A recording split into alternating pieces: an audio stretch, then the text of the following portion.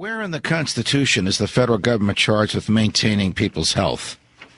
Well, there's not in the Constitution. There's nothing in the Constitution that says the federal government has got anything to do with most of the stuff that we do. The constitutional legal sense is another way of saying the same thing. Do you have a right in the legal sense of the word to health care? I don't know. I know. It's not there. Sorry. I imagine if you have an accident out on the street and the city of New York refuses to take you to a hospital, you probably have a pretty vigorous tort against them, a civil action against them. Is there a constitutional right? I'm not a constitutional lawyer. I would say perhaps not, but who cares? Who cares? Yeah. Well, look, we've got to turn this. More doctors. Where in the Constitution? No, we are going to. I don't worry about the Constitution on this, to be honest. That's my. Well, that's right. Jackpot, brother. Oh, keep what I care more about the people that are dying every day that don't have health care. You care more about that than the U.S. Constitution that you swore to uphold. I believe that it says we have the right to life, liberty, and the pursuit of happiness. Okay. Tell me. It doesn't matter to me. Well, either one. We know it does. It clearly doesn't matter to you. It's so clear that it doesn't matter to you. It's unbelievably clear. You wouldn't know what matters to me.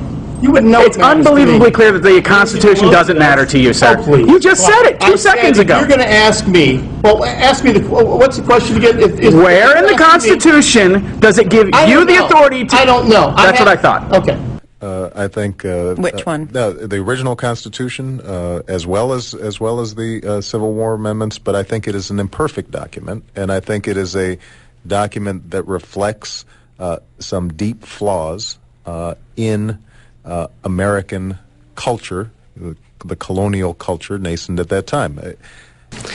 Because the conclusion that I've reached seems to me so unfortunate, I'm trying hard to figure out what can be done about it. Maybe I can get some assistance from the Council on Competitiveness. One thing that perhaps can be done about it is to say, well, we shouldn't really be originalists about the meaning of the Constitution. Maybe Judge Bork had it wrong. Maybe we should think that the Constitution has a high degree of flexibility. Maybe it's a changing and living document. Now, under that conception of constitutional interpretation, maybe we can have the ingredients of a new unitary executive idea. Now, that seems to me not an implausible argument. It rests heavily on notions of an evolving Constitution. It rests heavily on the need to pay attention to changed circumstances. Maybe that one can push us some of the way towards a unitary Constitution. I don't think all of the way. Madam Speaker, where specifically does the Constitution grant Congress the authority to enact an individual health insurance mandate? Are you serious? Yeah. Are you serious? Yes, I am. I think we can say that the Constitution reflected an enormous blind spot in this culture that carries on until this day, and that the framers had that same blind spot. The officials sworn to uphold the Constitution of the United States. I would like you to cite where in the Constitution says the federal government is responsible for these types of actions.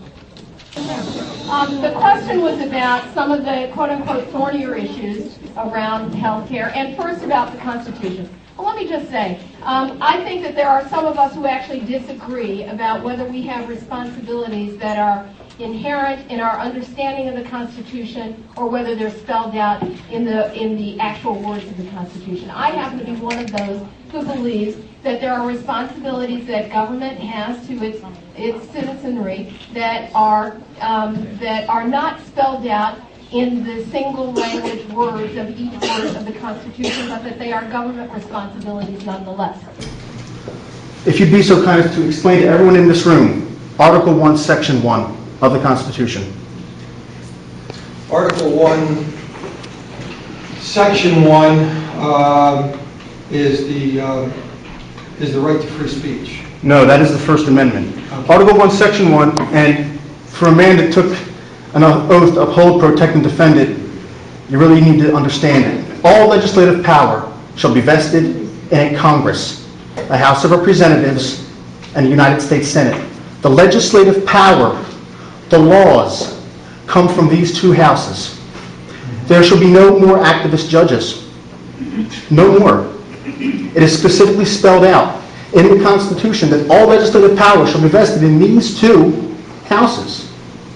My second point is the First Amendment. You mentioned free speech. The First Amendment guarantees all of us 5 rights. Would you be so kind as to tell us the 5 rights? You can articulate that. Actually, I think really what it was an effort to get the Tea Partiers to think that they really have some sort of revolutionary plan, because at the beginning they quote a lot from the Constitution, an idea that free people can govern themselves, the government's powers are derived from the consent of the governed, you know, all that stuff. That I think that was an effort to try and appeal to those people, to the Tea Party. They embraced the 10th Amendment. They're tenthers, you know. Some conservative legal thinkers like Justice Scalia and Justice Thomas think that the Constitution means what it originally meant.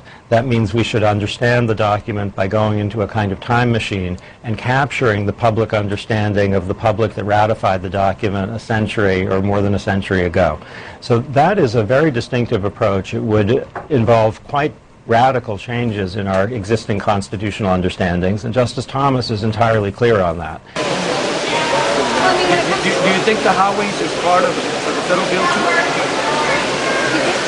Do you think federal responsibility to provide for highways? It comes down to states and interstate commerce. The majority of money is federal. That's why it's interstate. But that's okay, right? And then health care is. There's a big difference between something that's outlined in the Constitution and isn't. Interstate commerce is outlined in the Constitution.